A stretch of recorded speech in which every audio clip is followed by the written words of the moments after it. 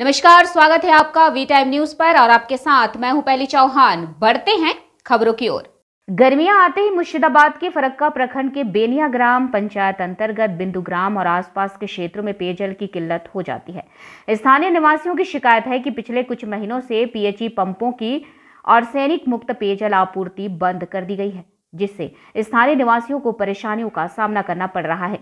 इस आर्सेनिक मुक्त पेयजल सेवा के बंद होने से पैसे के बदले गंगा या बाहर के पानी का इस्तेमाल करना पड़ रहा है।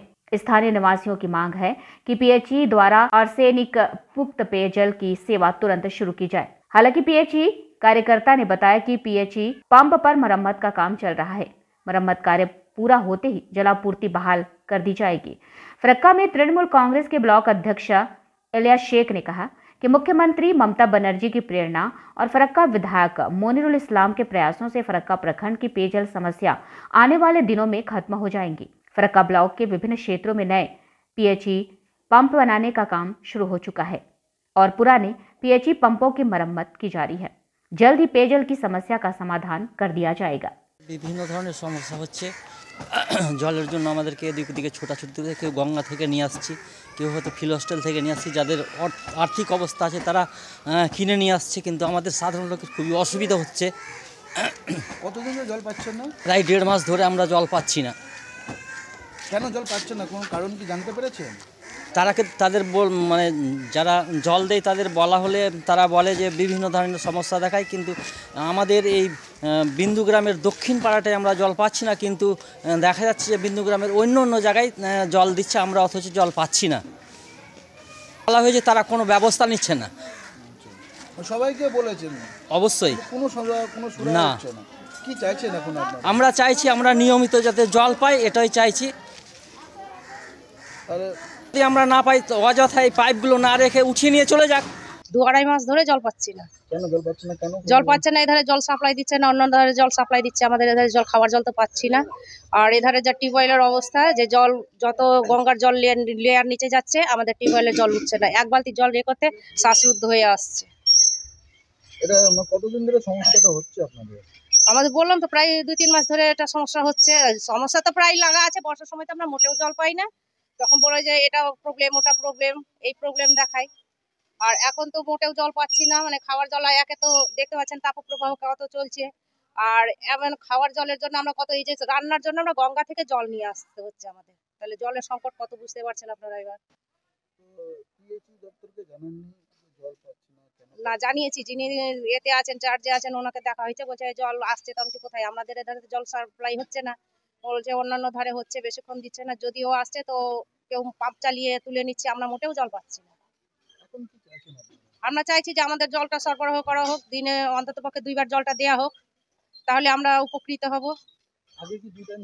হ্যাঁ, আগে 2 টাইম জল দিত। প্রায় 2 মাস ধরে জল পাচ্ছি না।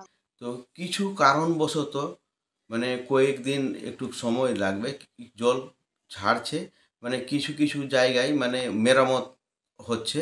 ওই মেরামত হয়ে গেলে তো আমাদের এই এলাকার লোক মোটামুটি এলসাটি ঘাট ওইদিকে মোটামুটি কিছু মানে ভালোই জল পাচ্ছে। আর এলসাটি ঘাটের এদিক থেকে কিছুটা মানে জল আংশিকভাবে মানে পাতলা পাইপের জন্য একটু কম জল আসছে। তো মেরামত ওইটা হয়ে গেলে তো ঠিক জলটা পাবে। আর আমাদের মাটি মানুষের সরকার মমতা ব্যানার্জির অনুপ্রেরণায় আমাদের বিধায়ক সাহেবের প্রচেষ্টায় ভালো কাজ হচ্ছে এখানে।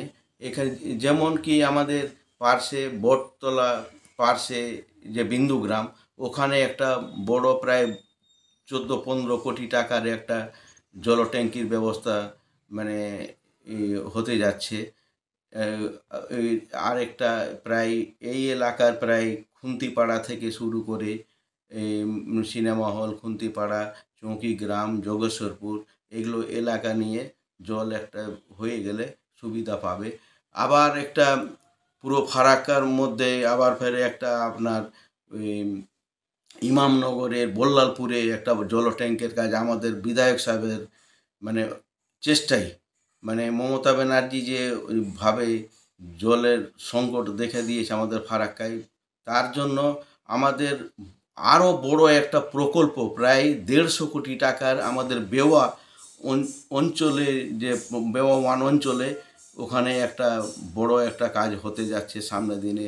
জমি ব্যাপারটা একটা আছে, জমির ব্যাপারটা হয়ে গেলেই আমাদের ওখানে বড় মাটি সরকার আমাদের মমতা ব্যানার্জির অনুপ্রেরণায় যেভাবে একটা বড় কাজ হতে যাচ্ছে, প্রায় 150 কোটি টাকার কাজ হচ্ছে। তো আমাদের এখানে জলের সংকট মানে দীর্ঘদিনের আছে, কিন্তু অনেক কাজ এগিয়ে গিয়েছে। সামনের দিনে যেমন কি ভালো হয়, আমাদের বিধায়ক সাহেব খুব দ্রুতের সঙ্গে কাজ এগিয়ে নিয়ে যাচ্ছে, যেমন কি ভালো একটা এই সামনের দিনে হয় সেই ব্যবস্থাটা আমাদের বিধায়ক সাহেব করছেন। वी टाइम न्यूज के लिए मुर्शिदाबाद से मेरा सरकार की रिपोर्ट।